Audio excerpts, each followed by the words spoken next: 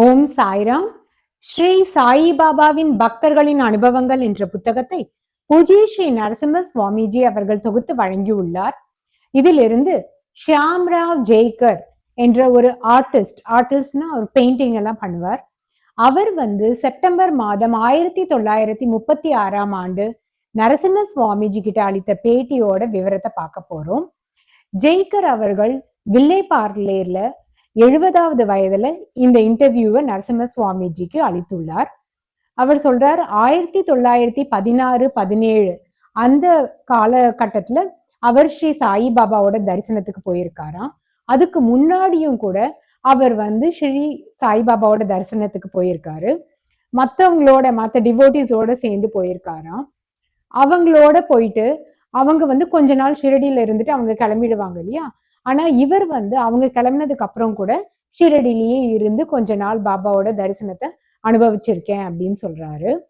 இவர் மத்தவங்களோட ஷிரடிக்கு போகும்பொழுதெல்லாம் ஸ்ரீ சாயி பாபா இவர்கிட்ட இருந்து தட்சணை வாங்கிப்பாராம். ஆனா அந்த மத்தவங்க எல்லாம் திரும்பி அவங்களோட ஊருக்கு போனதுக்கு அப்புறம் பாபா இவர்கிட்ட இருந்து எந்த தட்சணையும் கேட்க மாட்டாராம். ஏன்னா இவருடைய நிலைமை என்ன அப்படிங்கிறது ஸ்ரீ சாயி பாபாவுக்கு தெரியும். மத்தவங்களோட போகும்பொழுது பாபா இவர்கிட்ட தட்சணை கேட்டா இவர் அவங்க கிட்ட இருந்து கூட தட்சணை வாங்கி ஸ்ரீ சாயி பாபாவுக்கு சமர்ப்பணம் பண்ணுவாரு. அவங்க எல்லாம் ஊருக்கு திரும்பினதுக்கு அப்புறம் பாபா கேட்டா அவருக்கு சங்கஜமா இருக்கும் அப்படின்னு பாபா நினைச்சாரோ என்னவோ, அதனால கேட்க மாட்டார் அப்படின்னு சொல்லிட்டு ஷியாம்ராவ் ஜெய்கர் சொல்றாரு. அதுக்கப்புறமா இவர் 16வது வயதுல ஷியாம்ராவ் ஜெய்கருக்கு 16 வயசு இருக்கும் பொழுது ஒரு பிரம்மச்சாரி இவருக்கு சிவனோட மந்திர உபதேசம் பண்ணியிருக்காரு. அதுக்கப்புறமா ஒரு சன்னியாசி இவருக்கு சக்தியோட மந்திர உபதேசம் பண்ணியிருக்காரு. ஸோ ஸ்ரீ சாயிபாபா கிட்ட வரதுக்கு முன்னாடியே சிவன் சக்தி அவங்களுடைய மந்திர உபதேசம், அதாவது இனிசியேஷன் இவருக்கு கிடைச்சிருந்தது. ஸ்ரீ சாயிபாபாவை பொறுத்த வரைக்கும் எல்லா பக்தருக்கும் பாபா சொல்ற ஒரே விதமான அட்வைஸ் என்னன்னா, உங்களுடைய குரு யாரோ அவங்களையே பின்பற்றுங்க. அவங்க என்ன மந்திர உபதேசம் கொடுத்தாங்களோ அதையே நீங்க ஜெபிங்க. அவங்க உங்களுக்கு என்ன ஆன்மீக சாதனையை சொல்லி கொடுத்தாங்களோ அதை செய்யுங்க.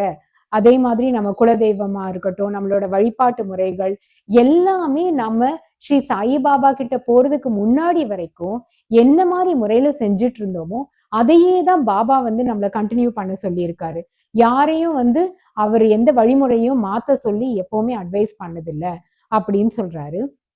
ஸோ இவருக்கும் பாபா எப்பவுமே இவருடைய குருவை மாத்த சொல்லியோ இல்ல மந்திரத்தை மாத்த சொல்லியோ சொன்னதே கிடையாது அப்படின்னு சொல்றாரு.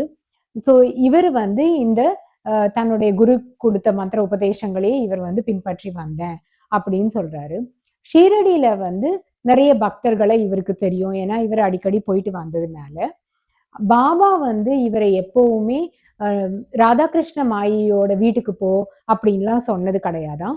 ஒருவேளை அதுக்கான அவசியம் இல்லைன்னு ஸ்ரீ சாயிபாபா நினைச்சிருக்கலாம் அப்படின்னு சொல்றாரு. அதே மாதிரி இவருக்கு நானாவலியும் நல்லா தெரியும் அப்படிங்கிறாரு. ஸ்ரீ சாயிபாபாவே இவரை நானாவலியோட நீ பழக வேண்டாம் அப்படின்னு சொல்லியிருக்காராம். நானாவலி கொஞ்சம் ஒரு பயங்கரமா சில நேரத்துல அவர் நடந்துப்பாரு, அதனால கொஞ்சம் ஒரு டேஞ்சரான பர்சன் தான் அப்படின்னு இவர் சொல்றாரு. டாக்டர் பிள்ளையும் இவரும் நானாவலியோட முதல்ல பழகிட்டு இருந்தாங்க. டாக்டர் பிள்ளைய ஒரு காலகட்டத்துல நானாவலி ரொம்ப அடிச்சிட்டாரு. அதுக்கப்புறம்ல இருந்து இவங்க நானாவலியோட பேசுறதோ பழகுறதோ இல்லை அப்படிங்கிறாரு. நானாவலி ஸ்ரீ சாயி பாபாவை எப்பவாவது பூஜித்தாரா அப்படின்னா அந்த மாதிரிலாம் எதுவும் இல்லை. ஆனா ஸ்ரீ சாயி பாபா மேல ஒரு ஸ்பெஷல் மரியாதை அதெல்லாம் இருந்தது அவருக்கு அப்படிங்கிறாரு. அவர் ரொம்ப ஏதாவது குறும்புத்தனமாவோ இல்லை யாரையாவது துன்புறுத்துற மாதிரியோ ஏதாவது செய்கைகள் செஞ்சா ஸ்ரீ சாயி பாபா அவரை அடிப்பாரு அப்படின்னு சொல்றாரு. ஸ்ரீ சாயி பாபா நான் முன்னாடி சொன்ன மாதிரி நம்ம குரு என்ன சொன்னாரோ அதை தான் நாம ஃபாலோ பண்ணணும். அதாவது வேற குருவை நம்ம பின்பற்றி இருந்தாலும் அதே தான் ஃபாலோ பண்ணணும்னு சொன்னார் இல்லையா. அதே மாதிரி இவர் ஷியாம்ராவ் ஜெய்கர் அவர்கள் ஷீரடியில 8 மாத காலம் தங்கி இருந்திருக்காரு. அந்த 8 மாத காலத்துல ஸ்ரீ சாயி பாபா நிறைய பேரோட பேசினது, அது சில உபதேசங்கள் இதெல்லாம் இவருக்கு காதுல கேட்டிருக்கு. ஸோ நிறைய அந்த மாதிரி நான் கேட்டிருக்கேன் அப்படின்னு சொல்றாரு. ஆனா அது எதுவுமே இவருக்கு இப்ப ஞாபகம் இல்லை. பாபாவோட உபதேசங்கள், அவரோட டீச்சிங்ஸ்ன்னு எடுத்தோம்னா, அது வந்து ரொம்ப எல்லாருமே பின்பற்றக்கூடிய ஒரு எளிய, சாதாரண ஒரு டீச்சிங்கா தான் இருக்கும், உபதேசமா இருக்கும். ஆனா அது ஆழ்ந்த பொருள் பொதிந்தது அப்படின்னு சொல்றாரு. பாபா எப்பவுமே எல்லாரையும் மரியாதையோட நடத்து அப்படின்னு சொல்லுவாரு. தூய்மையான உள்ளத்தோட இரு. எல்லாருக்கும் வந்து உன்னை வந்து மத்தவங்க எப்படி ட்ரீட் பண்ணணும்னு நீ நினைக்கிறியோ அதே மாதிரி நீ மத்தவங்கள ட்ரீட் பண்ணு.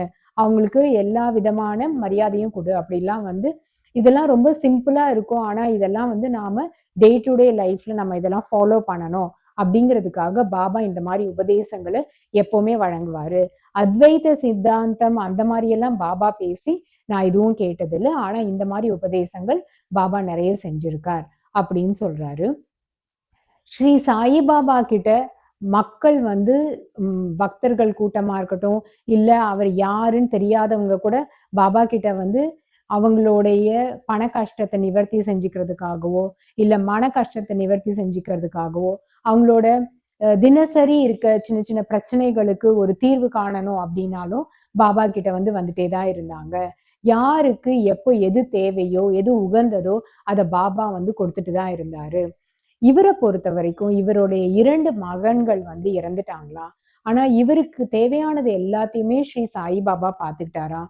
இவர் எப்பவுமே வந்து ஒரு திருப்தியான வாழ்க்கையை தான் வாழ்ந்திருக்கேன். எனக்கு தேவையானது ஸ்ரீ சாய்பாபா பார்த்துக்கிட்டதுனால நான் எதுவுமே கவலைப்பட்டதில்லை அப்படின்னு சொல்றாரு. நாம வந்து பாபா கிட்ட போறோம். நமக்கு வந்து உடல் நலம் சரியில்லைனாலும் போறோம். இல்ல பண தேவைனாலும் போறோம். ஆனா இந்த மாதிரி பண தேவைக்கெல்லாம் நம்ம பாபா கிட்ட போகவே வேண்டாம். ஏன்னா அவருக்கு தெரியும் நமக்கு என்ன கொடுக்கணும்னு. அது தகுந்த நேரத்துல கொடுப்பார் அப்படின்னு சொல்றாரு. பாபா எப்பவுமே சொல்லுவாராம், இந்த துவாரகமாயி அதாவது இந்த மஸ்ஜிதோட சுவர்கள் எல்லாம் தங்கத்தால ஆனது. நீங்க உங்களுடைய வண்டிகளை எடுத்துட்டு வாங்க. எடுத்துட்டு வந்து இந்த செல்வத்தை எல்லாம் லோடா எடுத்துட்டு போங்க அப்படின்னு பாபா எப்பவுமே சொல்லுவாரு. ஆனா நாம அதெல்லாம் காதுல வாங்கிக்கிறது இல்ல. நாம யாருமே அவர் என்ன கொடுக்க நினைக்கிறாரோ அதை பெறுவதற்கு நாம யாருமே முயற்சி பண்றது இல்ல அப்படின்னு சொல்லிட்டு ஷாம்ராவ் ஜேக்கர் சொல்றாரு.